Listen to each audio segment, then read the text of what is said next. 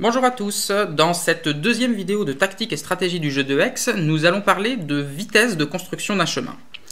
Pour voir ce que ça signifie, je vous propose juste de regarder pour l'instant un début de partie. Regardons un début de partie dans lequel, par exemple, les blancs vont jouer ici au début, puis les noirs, on va regarder juste les quelques premiers coups de la partie, et on va faire l'analyse ensuite de cette partie. Comme ceci. Donc voilà, les blancs ont joué 4 coups, les noirs en ont joué 3. Qu'est-ce qu'on observe sur la façon dont les noirs et les blancs ont joué? Les noirs d'abord. Les noirs, ils ont joué en faisant un chemin qui se touche déjà, c'est-à-dire qu'ils sont bien partis du bord noir qui est ici, puis ils ont construit pion à pion un chemin qui est déjà entier, qui est déjà bien continu, tous les pions se touchent les uns à la suite des autres. Les blancs, au contraire, ont fait un chemin qui est plus aéré, dans lequel il y a des trous. Les 4 pions qui sont posés ne se touchent pas encore.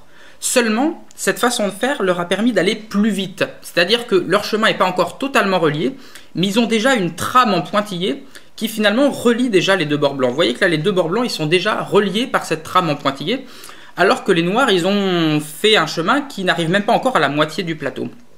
Et bien finalement, cette stratégie qu'ont employée les blancs, qui leur permet d'aller plus vite, de construire leur chemin plus vite, va être payante. Pourquoi? Parce que la façon dont les pions sont disposés ici les uns par rapport aux autres fait que les noirs ne vont plus pouvoir, à partir de maintenant, empêcher les blancs de construire leur chemin et empêcher de relier ce chemin en pointillé.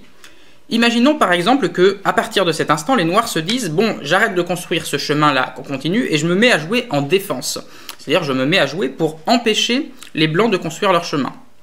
Commençons par ce pion ici. Ce pion, il est presque relié ici à ce bord blanc. Alors les noirs peuvent se dire, eh bien pour empêcher ce pion de relier, il faut que je joue vers ici. Seulement, regardez ce qui se passe. Ici, ce pion blanc, pour se relier à ce bord, il a deux possibilités. Soit il peut se relier par là, soit il peut se relier par là. Si les noirs décident de jouer leur pion ici pour bloquer les blancs jouent là et finalement ne sont pas bloqués. Ce pion est relié à ce bord. Si au contraire les noirs jouent ici, eh bien les blancs prennent l'autre côté et viennent jouer ici, et de la même manière, ils sont reliés. Donc voilà, si les noirs jouent ici, les blancs jouent là, et les noirs n'ont pas réussi à empêcher les blancs de relier ce pion-là au bord. Alors maintenant, les noirs se disent, on va essayer d'empêcher de relier ce pion blanc à ce pion blanc. Mais encore une fois, il se passe la même chose. Si les noirs jouent ici, pour empêcher la connexion de là à là, eh bien les blancs vont jouer ici, et la connexion se fait. Et si au contraire les noirs jouent de l'autre côté, de la même façon, on passe ici. Et puis, ce chemin en pointillé va pouvoir se continuer jusqu'au bout. Vous voyez qu'à chaque fois, pour relier ce pion à ce pion, on a toujours deux cases, donc deux possibilités. Et donc si les noirs essayent de bloquer là, les blancs passent ici. Si ici les noirs essayent de bloquer là, les blancs passent ici. Et enfin, pour relier, si les noirs essayent de bloquer là, eh bien les blancs passent ici. Et là, les blancs ont gagné la partie.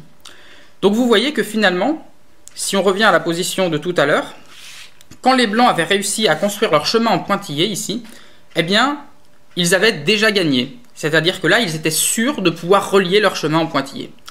Ça, c'est un schéma qui est extrêmement classique et qui est extrêmement utile, qu'on utilise tout le temps quand on joue au jeu de Hex. C'est ce schéma en pointillé qui consiste à relier les pions en laissant un espace entre les deux qui permet d'avoir à chaque fois deux possibilités. Vous voyez que là, ces deux pions-là, ils se touchent pas, mais ils sont sûrs de pouvoir être reliés parce qu'on a deux cases pour pouvoir passer de l'un à l'autre. Donc si on est bloqué d'un côté, on passe de l'autre côté.